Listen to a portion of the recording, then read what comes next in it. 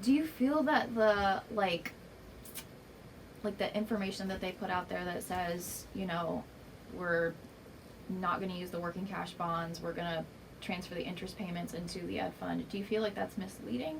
It's 100% misleading. And I think you probably talked to some of the other candidates about that as well. But that was, even last night, it was just a cute couple that was there. And you could tell by his accent that English wasn't his first language. And it was, he stood up and he said, "I voted in November, no. But I think I was confused. And now after you tell me this reallocation, I think I'm going to vote yes. But I have more questions. I'm still confused," right? Mm-hmm. Like, it was interesting listening to him because, again, when you're out in the community, you hear everybody's perspective on it. There's a bunch of people that are like, all right, we get it. You can't raise the tax rate and lower my taxes. We like it. It doesn't work like that, right? This idea of reallocation, I don't know where that came from, but we heard multiple people start to talk about that, and it really isn't reallocation. One of the things we talked about a little bit more last night was there was a lady from the company that underwrites the working cash bonds.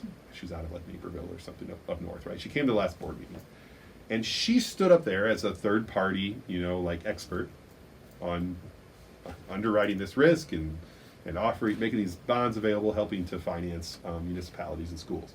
Mm-hmm. And even as she stood up there, I was that night, I had to watch it from home in the stream, and I stood up and I cheered. It was the most entertaining part of the night. When she said to the school board up, in front of her, she said, "Guys, why do we keep grouping your building bond and this referendum money together? They're two separate things. They don't go together. That building bond is maturing no matter what, and your taxpayers in the community will receive tax relief when that happens, to the tune of about 1%. Okay? That's going to happen. There's no way around it. We've satisfied our obligation. The building that we paid for, Evans, and the other expansions that we put in the community, those are done. We own them. This referendum eats away at that savings. It's not a reallocation by any stretch of the imagination. It's additional revenue that, does it hurt as bad when it's falling off of the timing of it? Maybe not, but some of us, we understood years ago when this building bond was created that we'd get tax relief on the back end. It was the promise and why we voted for it. And now that promise is being stripped away with a sleight of hand by saying, "Oh, we're just going to keep paying the same amount." Well, we're not. We're going to raise the tax rate forever.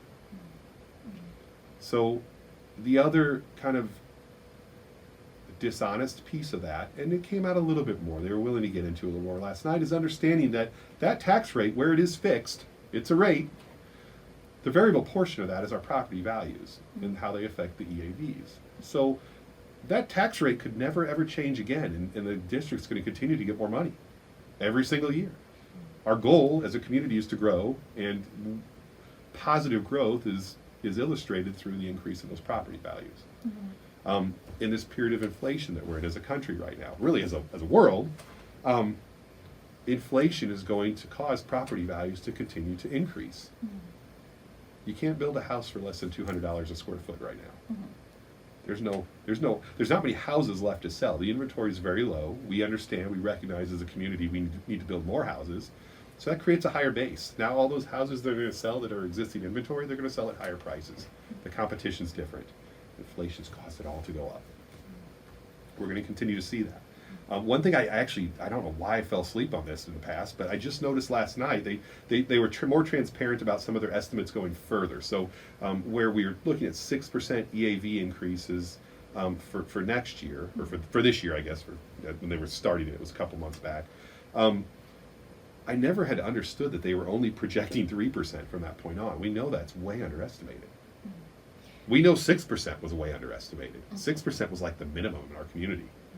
My office building that I own went up 27% last year, which I told Dr. Weichel as soon as the EAVs came out. Dr. Weichel, I'll give you another data point. My building's going up 27%. What was the response? We didn't revisit the estimates that had already been created. The response was, well, we talked to somebody at the county, and they just said that 6% was a good estimate. So again, we found additional revenue that we know is not part of that original estimate. We found revenue based on new construction sales last year. We found revenue based on home sales last year, because any of the homes that sold last year have now booked a much higher price, much higher valuation. Okay. And the property taxes will go up significantly because of that. Mhm. So we've got pretty good, it's gonna be a nice little gift to Mhm. the school district, right? Like, there's gonna be a chunk of revenue that they weren't planning on. It's gonna be available to them. Mhm.